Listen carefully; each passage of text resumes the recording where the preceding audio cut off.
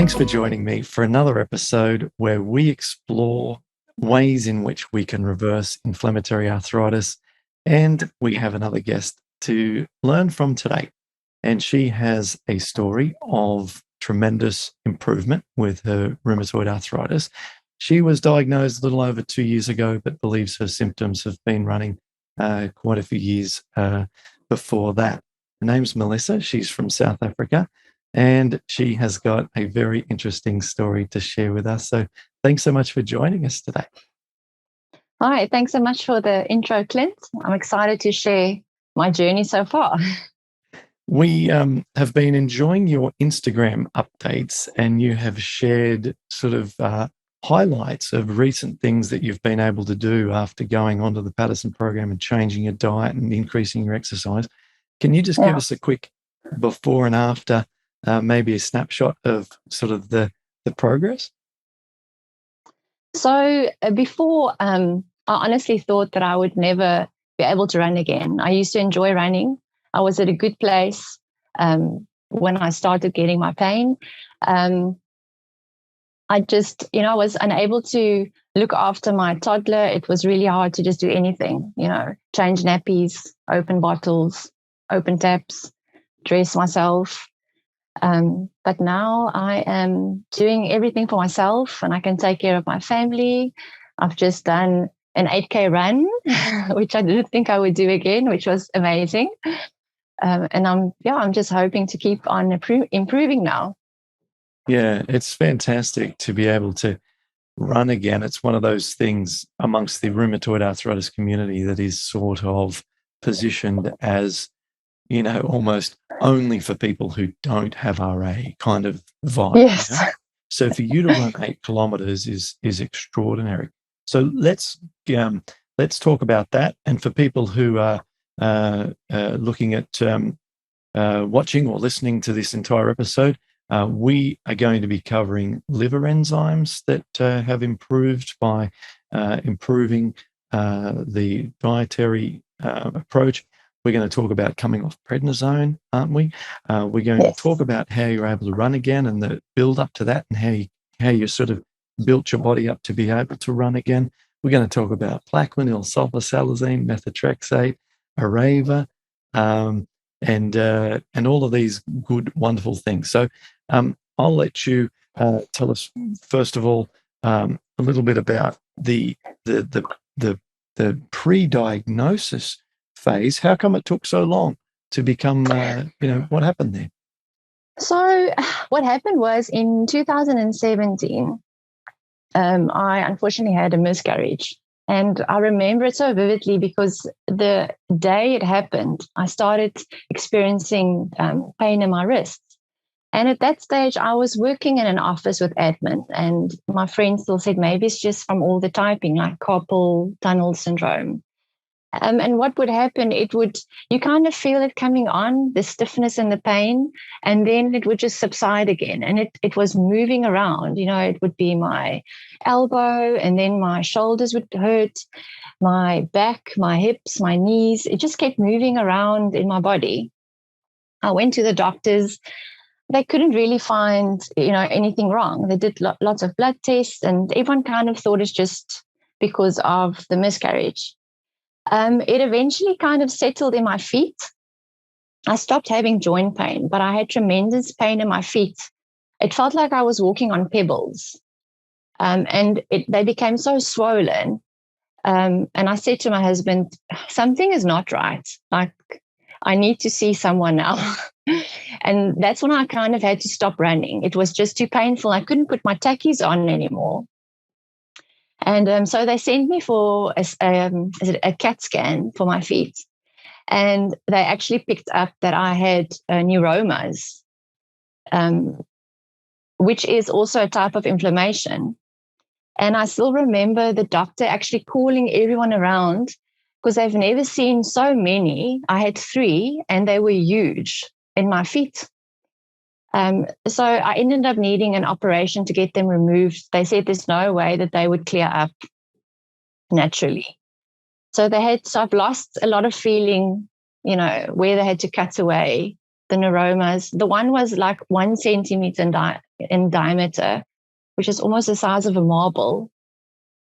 So I think that was kind of a red flag of severe inflammation, which no one just ever picked up on because they focused on the neuromas. So after that, I felt fine. I was waiting for my feet to heal so I can start getting back into running and exercising again. Then we felt pregnant again. Obviously, I didn't do any exercise. I was so overcautious this time. But after the birth, I think it was when I stopped. When I started weaning my youngest one, I just noticed one night getting up when he woke up, and I couldn't pick him out. I couldn't pick him up out of the cot. My hands were just so sensitive, so sore. And then it was my feet. So it kind of came back in my hands and my feet started swelling again. And I thought I had neuromas. So they sent me for scans. There was nothing. They just said, we can't find anything, but there's severe inflammation in your feet.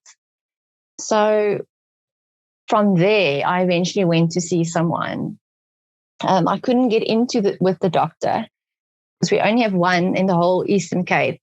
There's only one rheumatologist. And I actually phoned them.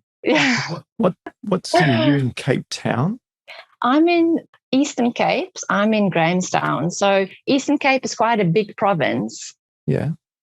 And in the entire Eastern Cape, there's only one rheumatologist. So you would have to go to Joburg or Cape Town, which is 12 or 9 hours away, to see another one. Wow. Okay. So when I phoned her books were closed. You couldn't even get an appointment. And here I was in severe pain. I couldn't walk. My husband had to carry me to bed sometimes at night. The kids were upset. Mom is always the strong one and always looking after us. And I was just unable to do stuff. So I think it started long ago. There was just, and I've spoken to other people before. So maybe someone listening out there that also had neuromas, and they've also eventually, it went over into RA. So that could have been, an indication of something isn't right. That's crazy. So what did you do? How did you, did you then go on a big waiting list, or did you go to Joburg or Cape Town? I couldn't even get on a waiting list. So I phoned them in January in tears. It was like 7:00 in the morning. And they said that I have to phone in July. They couldn't even put me on a waiting list. So my local GP is amazing. He was my next call. He said to Chucky, he said to my husband, just bring her to the office right now. I'll meet you guys there. He gave me an injection. I explained to them I can't see the rheumatologist. So he started me off on prednisone just so that I could function. And then he eventually referred me to a specialist. I can't remember what he did exactly, but he specialized in arthritis as well. So he ended up doing loads of tests, blood works, and then he came back to me and said he actually thinks I've got RA at that stage. Then the plan was I had an appointment to see someone in Johannesburg, and then COVID happened. And everything just stopped. We never got to Joburg. I never got to see a doctor. So I just, it was just terrible. And so you did maybe a year and a half or something on prednisone.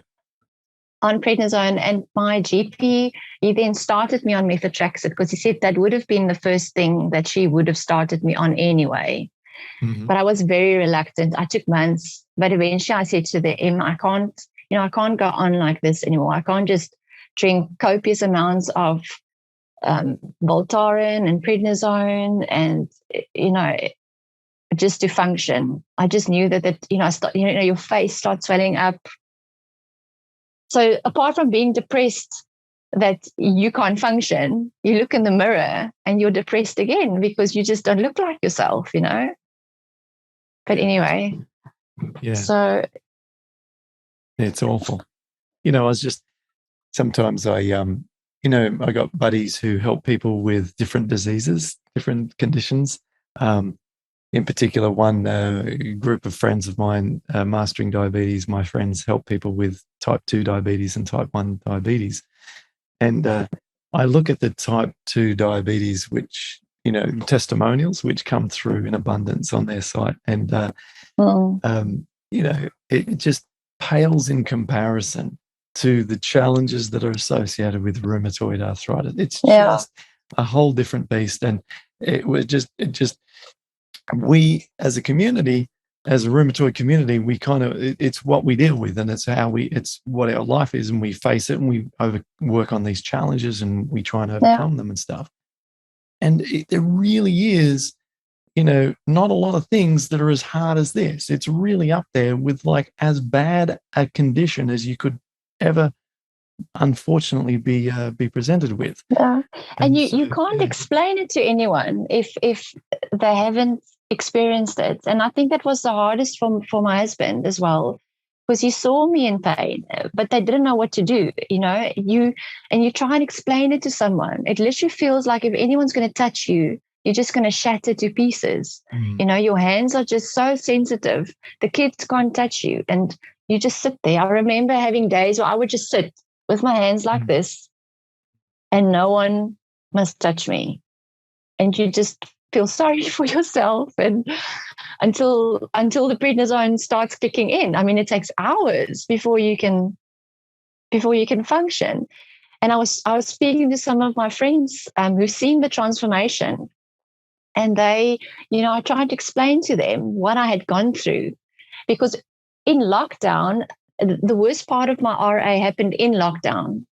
So not a lot of people saw what was going on. Just my close, my husband and my kids are actually the only ones that saw me on my really worst days, and my mom. And I said to them, guys, I can't explain to you the pain. It's like in your bones.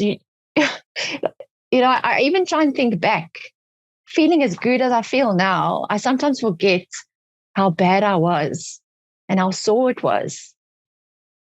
And just going for a walk was so painful. Limping. I limped for a year and a half. I thought eventually my hips are going to give in. Something else is going to cave in because I can't walk properly. Goodness. So tell us, after the COVID passed to the point where you were then able to see a specialist, what happened? So I managed to eventually see her in 2021 in April. So that means I was on prednisone for a year and a half before I eventually got to see her. Because now, it wasn't possible. No one could travel. We were all like banned. Everyone was locked in, and the boundaries, the borders were closed, and because of COVID, all of her bookings that I was waiting 6 months, so that became another 6 months. So I eventually got a booking for April in 2021. So she was really concerned that I was still on prednisone for that amount of time. I said, well, there was nothing else to do. That's how I had to function. Yes, so I went to see her then in April, and she immediately, she looked at me and examined, and my CRP levels were really high. I think it was about 25 at that stage. She was concerned. She said I had a really aggressive kind of RA, whatever that means. So for the amount of time I've had and the damage it had done so far, she was really concerned with. So she said we needed an aggressive plan. She started me off with Plasmacol, and then sulfasalazine, I can't pronounce that one. Kept me on methotrexate, but increased the dose. And I said I should stay on prednisone, if I feel I need it. So that was her 3-month plan. Never spoke about exercise. We never spoke about diet. I just felt so hopeless. Like there was nothing, it felt like there was nothing that I could do. And I just refused to accept that there's nothing that I can do, that it's only going to be medication. And from the first appointment, she started prepping me for the fact that eventually I would have to go onto biologics. And I was like, that can't be it. There has to be something else. Yes. Yeah. So I can completely relate to that. I was told similar things. Diet doesn't really matter. No talk of exercise at all.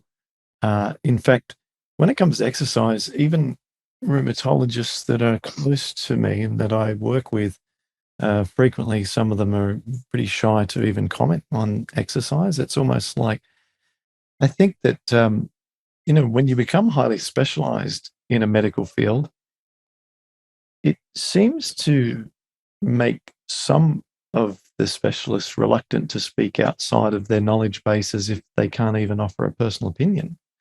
So, common sense should come into this and say, exercise is beneficial, exercise is helpful, and for you only anything. have to read the literature. If you go into PubMed and you say rheumatoid arthritis exercise, the guidelines come up straight away that everyone under exercises are safe, resistance training is safe, cardiovascular exercise is underdone and should be encouraged amongst people with RA. All the studies support it. So a rheumatologist is almost just ignoring the literature, which they should know, by saying, or not even comment it. It should be pushed upon you as, you got to keep moving.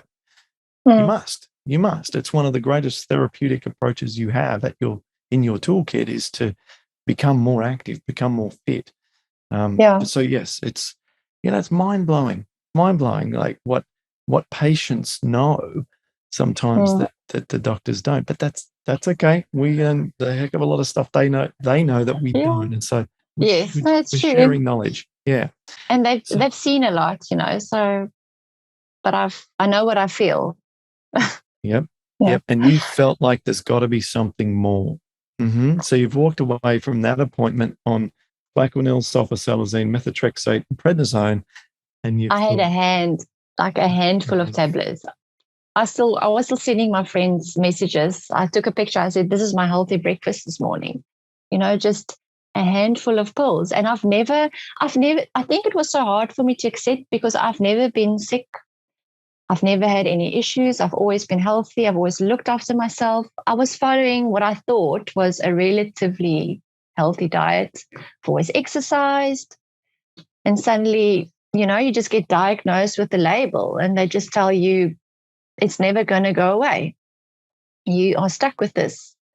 And then you see people coming into the waiting room, and they are so, I look at their hands. I think I was a mess by the time I got into her office. I was just sewing. You think, is this what's going to happen?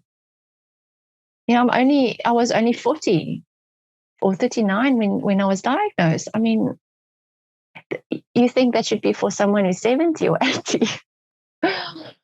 And I just walked away there just feeling so hopeless. But I've always been searching the internet. I've always been Googling. I've been, trying to just look for health, natural alternatives. I tried everything, every oil, every supplement, every tablet, anything that people says, rub sesame oil on. I was rubbing sesame oil on, or whatever they told me to do. I just needed to find something else. And then what actually happened was in May 2021, I watched a few documentaries on the connection between diet and health. And the penny just dropped. I looked at these people and I listened to what they were saying, and it just made so much sense. So in May, I just went plant-based, cold turkey. That was the 1st of May. I just cut everything. And I said to my husband, what have I got to lose? it's 3 months before I see the rheumatologist again. I'm taking all of these tablets. I'm in so much pain because even with all of the medication, there's always this level of pain. It never disappears. It just becomes a bit more manageable, but it's always there, you know. Every day you wake up and you know you've got RA. And so I said, I've got nothing to lose. I'm just going to give it a go. My family was really supportive.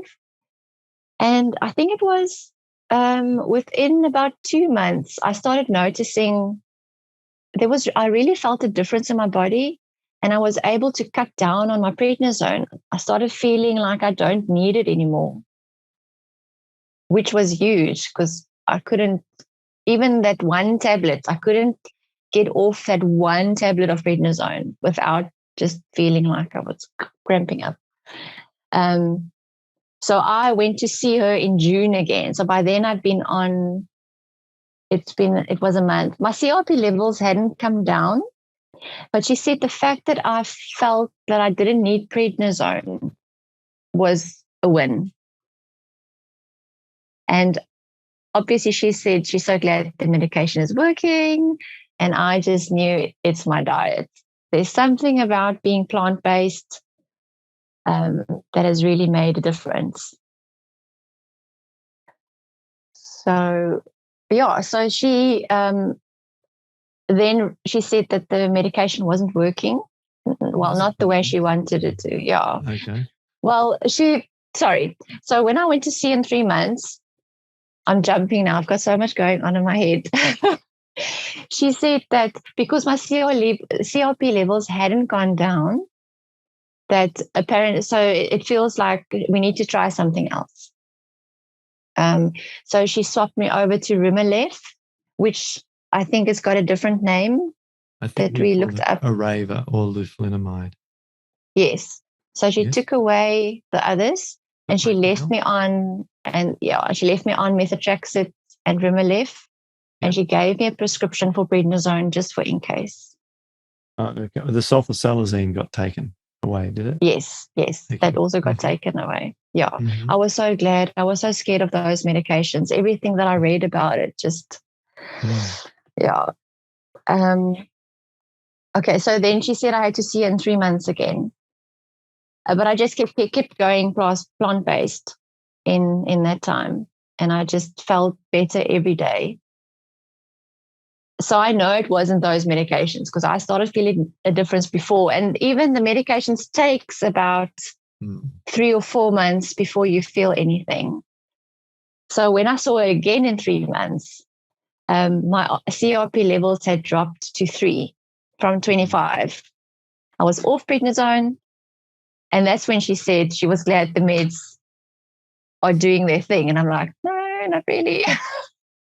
And I tried to tell her about my diet, but she just kind of, brushed it aside and told me to just carry on, with the medication. So I said, please, can we just lower the methotrexate? Because my hair was falling out and I just wanted to be off the methotrexate. So she did reduce it very reluctantly to about 4 tablets. So that's 10 milligram. I think got it right. Yeah.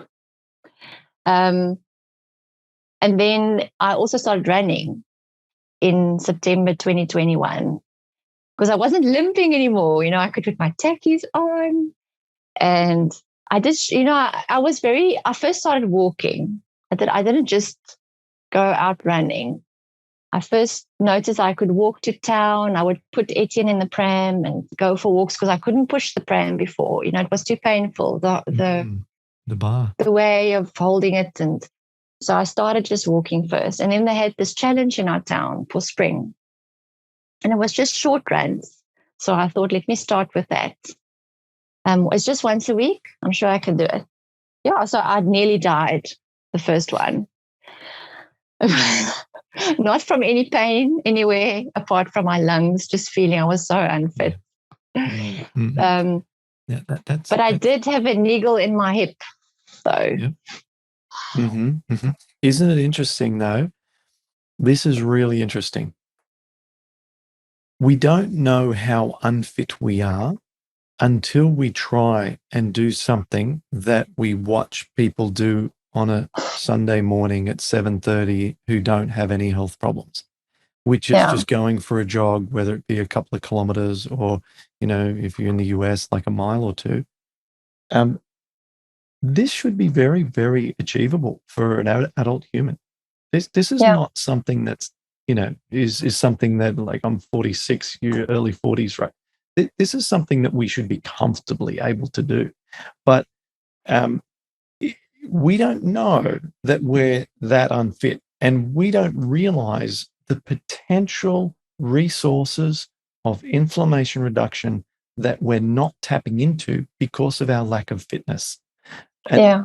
you saw that when you started to do something physical, a little bit cardiovascular, and you said you almost died. You almost, like, you felt like it was so hard. Your lungs were burning. You got that feeling. Well, that's an indication of where most people are playing at, myself included. Mm. I don't do a lot of really intense cardio stuff. And where we could be is so much higher in terms of our cardiovascular fitness. Now, what does that translate to? That translates to reduction of oxidative stress, reduction of inflammation. Basically, it's anti-inflammatory. So Yeah. everyone who says, like if I say, how's your fitness levels, or do you exercise? Oh, well, I go for a walk every day. I walk the dog, or, I walk down here. That's nothing. That's just barely maintenance level. There's a whole resource of anti-inflammatory that's like a mine that we're sitting on that we're not tapping into. We need to try. Which you don't know if no one tells you about it. I don't know. You don't know. Because you think because you can't, because you're physically in so much pain, that all you should do is just sit and not move around. And it wasn't until I discovered your program and understood a bit more about what I can do to help my body that it's, just started making sense, and I could feel it. Yeah. So the run became a reality, huh? After doing a little bit of these smaller sample size of runs. That evolution to the 8 kilometer, how much time period were between the little first run and the 8K? Okay, so I started in September. I only ran once a week. I just physically, as a mom with 3 kids, lots of schedules, just didn't have any more time. So it was a 4K run every Tuesday, and my middle son has been doing it with me, but he just goes ahead. Like, I can't even keep up with him. But he waits for me at the finish line, every Tuesday. So I started with that, and then then after in January, so now I have to jump a bit. So I had some pain, because this is quite important. I had pain in my hip every time I ran, and then for a few days afterwards, every time you get up, you just feel, something's not right. And I thought it's because I'd been limping for so long that I had affected my hip for some reason. So I was guided to your program by Dr. McDougall, because I just wasn't going to give up and give over to the medication. Found your program, it just looked so inspiring. I felt like, there's hope again. There is something I can do. I don't just have to give over to the medication, the biologics, and to this thing that was just kind of taking over my body. Because even though I'd been feeling better on the plant-based, there was still that level of pain. I remember typing an email to you and saying in the email, my fingers are hurting so much as I'm typing this, So I carried on with the writing, with the running. There was a break in December because it was holidays. You don't run so much. But I started with your program in January, then took up running, and also started doing some other exercises twice a week. More like not strength training, like body workouts at the gym, which I thought was attainable for me. They knew about my wrist, so they always gave me something else that I could do. So I wanted to start getting my legs strong again and just moving. And when I ran again in February, I'd been on your program for 4 weeks, started running again. I had never had such a good run. I did a personal best that day. I felt so strong. And that was on the very limited diet in the beginning, when you feel like you're eating nothing. And everyone thinks, you're going to, how are you looking after yourself? You're living off buckwheat and sweet potato. I was running, I felt so amazing. I felt so strong, and I had no pain in my hip at all. I've never had that pain again. And I remember getting to my son. He was waiting. He's like, Mom, how did you do it so fast? Like, I just finished and you were just behind me. And I said, my boy, I felt so amazing. Like, this was such a good run. I said, Mommy told you what I'm eating is working. So, I can't remember. The 8K was now in March. So it was from September. I ran for a few months, stopped in December, January. And then in beginning of March, I did the 8K. And that I hadn't done, I've only been doing 4K. So I was quite nervous to push myself. But I took it easy. If I had to walk, I walked. But I was going to finish it. And I did. And what did it feel like crossing the finish line? Oh, man, it felt like I did the 2 Oceans Marathon. It could have been that. It felt so amazing. I didn't have any pain, no pain at all, anywhere. My feet weren't hurting. My hips were fine. My knees didn't hurt. It just felt amazing to finish it and know that I'd done it. It was like, take that, RA. I can run again. So it just, you actually can't, you can only understand it like yourself when you've been so riddled with pain and I think people take it for granted. I took my health for granted a lot before when I was running and doing stuff. And when you suddenly can't do it, you just start to appreciate the fact that you are able to run and pick up your children and sit on the floor and open a jar, the small things. Yeah. I still check my fingers every like, wake up in the morning, clench my fingers like that, and I'm like, wow, they just close normally. And to this day, after 16 like doing years, this. I would sit every morning. I wake up, I just do this, and when I wake up during the night, it's my turn. I would just, because normally it would be so painful. I couldn't put the duvet. So many of the people in the podcast would say, I couldn't grab the duvet and pull it over me, which is such a simple thing. And I remember, like, I couldn't lift, if I had to turn, I couldn't lift the duvet because it's so sore when you just try and put that little bit of pressure on. So still, I would just sit and do this. Mom says, are your hands hurting? I'm like, no, it's just so amazing. Like, they're not hurting. No, it's lovely. It's just so the things that we appreciate so deeply that everyone else just takes for granted. It's extraordinary. Yeah. So just standing on my toes. Sorry. Oh yeah, go ahead. Talk about that. No, it was. I took a picture once and I just sent it to all of my family, and I said, what you eat really makes a difference. I hadn't been able to stand on my toes, lift myself up just in a normal, because of the pain that was under my feet, specifically my left one. And I think they probably thought I was insane. I mean, we all can stand on our toes, but the fact that I was able to do that again, for me, was just a milestone. However small it is, you need to celebrate each milestone. Doesn't matter how small it is. Amen. So you've recently gone back to the rheumatologist again, and what's the latest sort of plan with the medications? Okay, so I saw her now. She was really happy with all of my results. So my CRP levels they're basically undetectable. They're less than 1. But I have to say that coffee, I skipped over your chapter on the coffee in the beginning. I think that was the one thing I thought that I kind of made me feel a little bit normal. After everything, you do become a bit of a radicalist or a freak the way you eat. And I just held on to the coffee.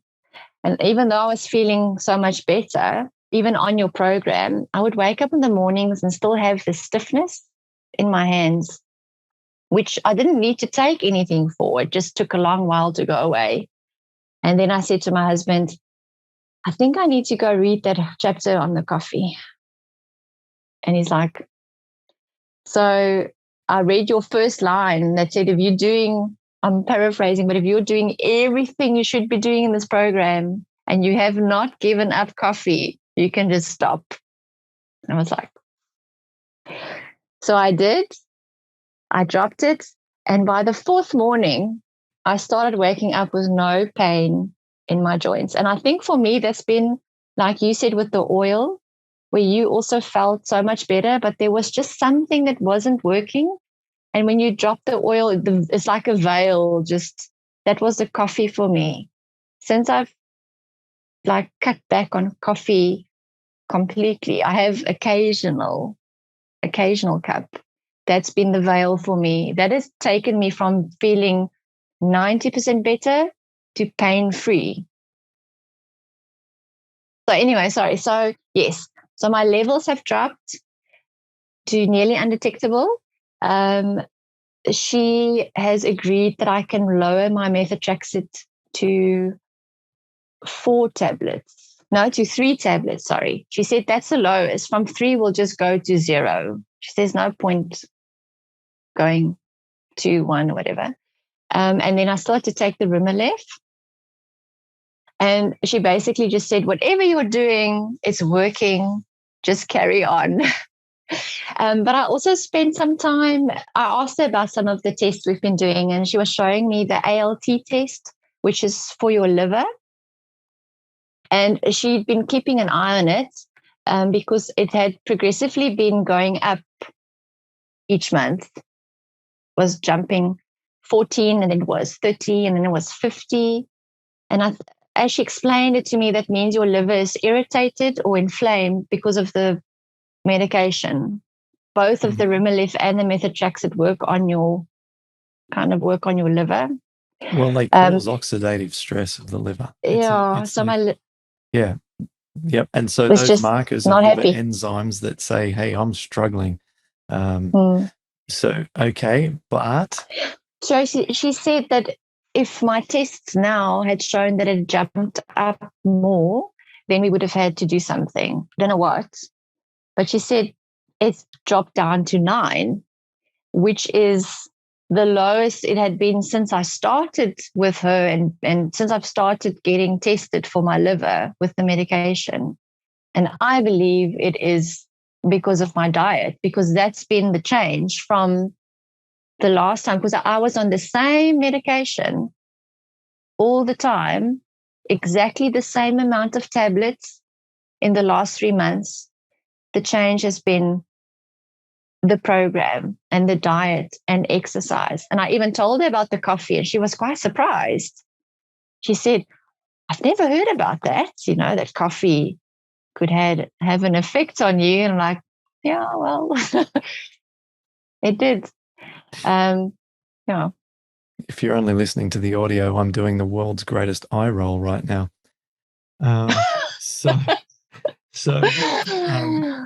Well, isn't it fantastic? So, in terms of in terms of this moment in time in this recording, sometimes we record these episodes with guests, and there may be a year down the path from where you are in your story right now.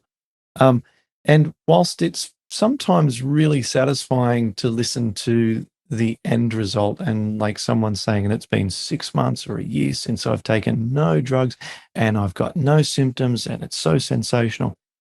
It's also sometimes for some of my audience, they email me and say, actually, it saddens them a little bit for some of those guests when they listen to them, because they feel that they're just so far from that it's just beyond where they're at the moment. And it just feels like such an enormously long bridge from where they're at to where that guest is at. And they actually feel a little bit sad that, like, how come I'm not in that position, or I wish I was. Mm. Your position is a great one for a lot of people that feels potentially, within reach for some people who haven't started the program yet, who can't exercise like we talked about. They're in a lot of pain. And so I think that it's really valuable that we're having this conversation now, seeing the direction that you're going. It's almost like there's still so much more to squeeze out of this situation. Yeah. You're only just sort of, Yeah. it's like an arm wrestle, and we've just watched you almost get defeated, and you've Yes. just gotten past vertical, and you are now starting to apply that downward force to your opposition. That's where we're at. And that look in your eye, you look so healthy. You just have that sort of, that knowing that you're onto it. You are on this. And and it's exciting to see what will come next. But I just want people to appreciate that, you diagnosed with aggressive rheumatoid arthritis. This was moving all around your body. That you were started on a very aggressive treatment. You couldn't get off the prednisone until you went plant-based. And then your first attempt of run, your chest was on fire. You've dug yourself out of a very deep hole. And I just want people to know that you mustn't give up. There's no reason why we need to sit back. I've spoken to so many people around me who will listen. I think South Africa is not so big on the whole plant-based thing yet. I'm quite in the minority, You don't eat meat? What? I'm from an Afrikaans culture. Braai is a salad. Doing a barbecue. Your meat is a salad, or chicken is a salad. And I come there with my mushroom and they go, oh, shame. I'm like, well, I feel great. I'll have my mushroom. It's okay. It's like, oh, shame. That's the funniest. That's what they say. Honestly, someone looked at my mushroom and said, shame. I'm like, shame. That's awesome. Was it one of those giant portobello mushrooms? It was huge. They're delicious. Like it made this steak look small. But anyway, so I just decided I wasn't going to give up. I wasn't going to give in to this thing. This is not going to be my fate. I'm not going to be 50 and just be unable to do anything. And oh, yes, that's what I want to say. I've spoken to so many people around me that's got RA. And I tell them about what I've been doing and how amazing I feel. And they're so scared. They kind of want to keep on having the medication so they don't have to change their lifestyle. And they say, well, I've got my RA under control, even though I've got X, Y, and Z side effects.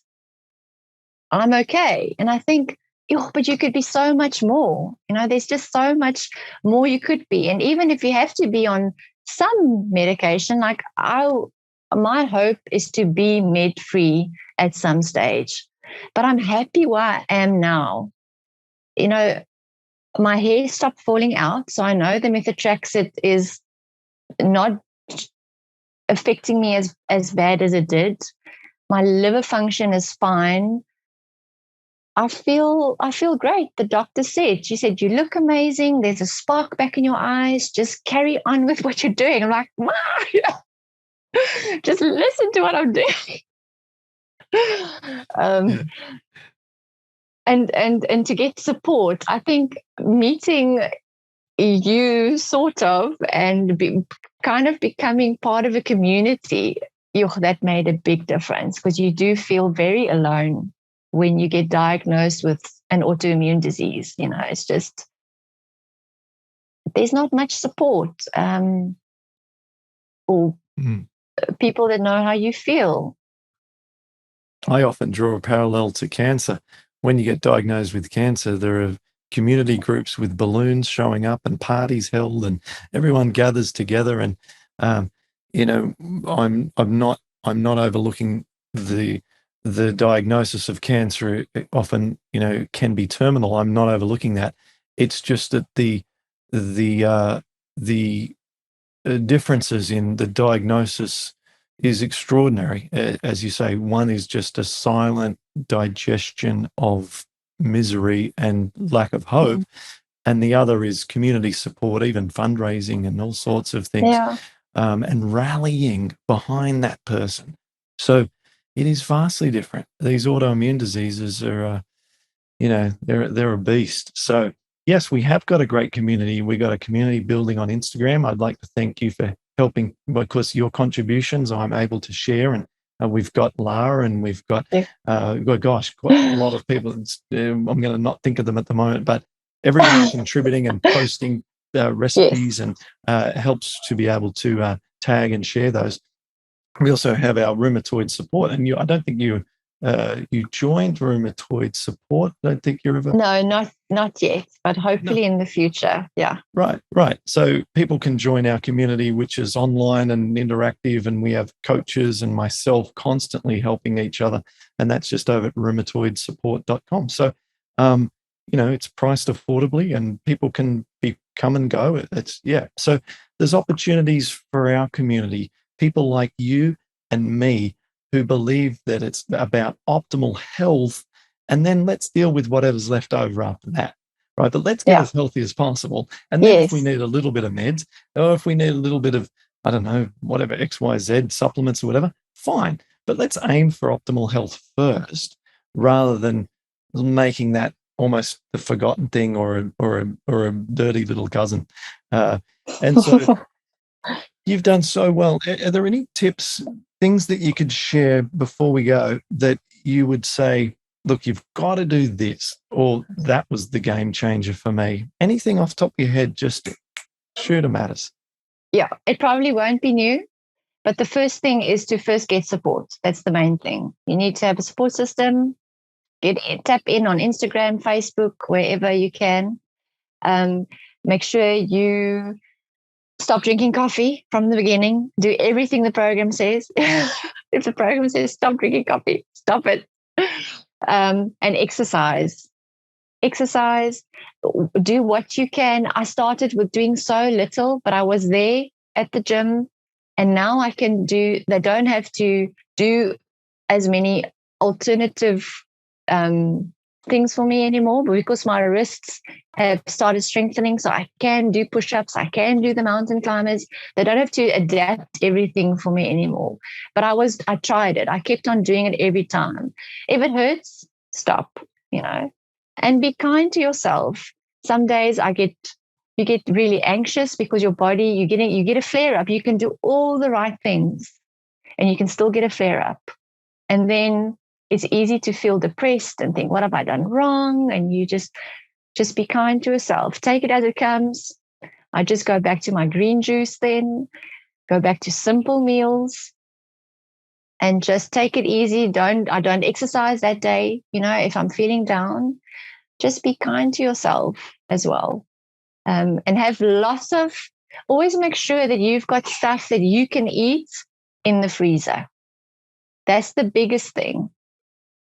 It's so easy to just grab the wrong thing if you're hungry and you just don't have, because it takes time to make the stuff but I always make sure I've got soup in the freezer, or anything that is Paddison Program friendly, or RA friendly, as I would say it. I always have something cooked in the fridge or cooked in the freezer ready. Emergency supplies. Yes. Yes. Yes, because our fuel is different than everyone else's fuel. So we can't rely on the local fuel stations of KFC and McDonald's and all of the cafes and takeaways that other people can when our body is running out of fuel. We have to have our own fuel, don't we? Stored in the fridge or the freezer, as you put it. That's a great, that's I like this metaphor. So I might use this one again. So yes, we have to store our fuel as a backup. We need bunker fuel. Yes, we do. Any other thoughts? Any other, you mentioned your green juice. Is that celery and cucumber? Celery and cucumber. And then I tend to add ginger. I just love it with the ginger. Yep. Even this weekend when I came to visit my mom, I'm fortunate that she's got a juicer. When I went to Joburg, my brother had a juicer. So I come there with my celery and my cucumber and, I've got it there. I even travel with my, like a pre-mixed grain mix. So I can just make it wherever I go if I need to. Always have sweet potatoes on hand. And like I said, if I feel, you have to listen to your body. If I feel I start getting a bit achy, I just go back to the basics. And that's what I've loved about your program. It's really taught me, it's empowered me with knowledge of what to do. And I just go back to the basics, go back to having lots of green stuff, lots of juice, salads, just the plain buckwheat or quinoa or basmati and sweet potato. And I do that until I feel, okay, I'm feeling better again. And then I carry on. God, that makes me feel a little bit emotional because that is literally my personal sort of little formula that I created like 12 years ago to get myself out of. I would run into trouble. I would go back to baseline and I would get myself reset. It'd take 2, 3, sometimes 4 days. And then I would get back into the reintroductions again. And then I'd hit a problem and straight back to baseline. And I found that this rhythm, I was just going through this dance, this dietary dance for probably a year and a half. And that was after years of not knowing what on earth to do and making all the mistakes. But that dance of sort of stretching and then contracting, stretching, contracting, where each time I would stretch, I'd maybe get a little further, a few more foods I could eat. And also when I was dropping back to baseline, I found that baseline foods didn't need to be as baseline as well as I got more advanced. So I could, like you mentioned, I could fall back onto basmati rice. And at later times, basmati rice and some potatoes with some curry powder. So I was having like a potato curry became a baseline food. Whereas at the start, that was a stretch food or a stretch meal for me. So it slowly gets better. It slowly gets easier. And it is slow. It is slow. It is. One last thing I want to share, and it's I connected with one of I think her name is Laura. Is it Laura? Yep. She's also Kings. Yep. No, plant-based and living, or plant-based joyful living. Okay. She's also on, and so we've been chatting because her story was very similar to me, but she's 5 years down the line or 6 years down the line, and she said to me, even when it feels like it's not working, just stick with it, and it was like that. There was phases where your pain just goes up and down and you think, is this going to help? And I just stuck it out. And then you just wake up one morning and you realize, I feel so much better. And that is, that would be my little nugget of wisdom, is just trust the program, stick with it. If it feels it's not working inside your body, you can't see it, but it is working. Beautiful words. Well, congratulations again. It's been a pleasure to chat, and I'm glad that we've been able to set this up despite some time zones, and we We also did the right thing. We postponed this until you'd spoken to the rheumatologist and got the update and got that reduction recommendation. Yes. Trexate. So we made this happen. I'm really, really pleased to meet you on video. And what Likewise. Stay in touch on our Instagram. If you're not on Instagram, come join us. We got instagram.com/Paddison Program. Melissa, what's your Instagram hashtag? It's melissa.wittgenstein.5. Okay. Well, I'll have to put that in the show notes. Yeah. So that people can just click through on it. Head over to rheumatoidsolutions.com and you'll be able to find this episode. It'll be the top one in the podcast listing. Thank you so much, Melissa. I know you're visiting family, and I'll let you get back to your family. And I'm sure that they're all thrilled with how you're doing now. And I certainly am. It's just a joy to see a fellow, pioneer in this world doing such great things. Thank you. And thank you very much to you and Melissa as well for everything you've done for us. Really appreciate it. It really feels like you care about every person that joins your program. And yeah, thank you. I've enjoyed doing the chat. Wonderful. Thank you. Thank you very much. Okay. Bye.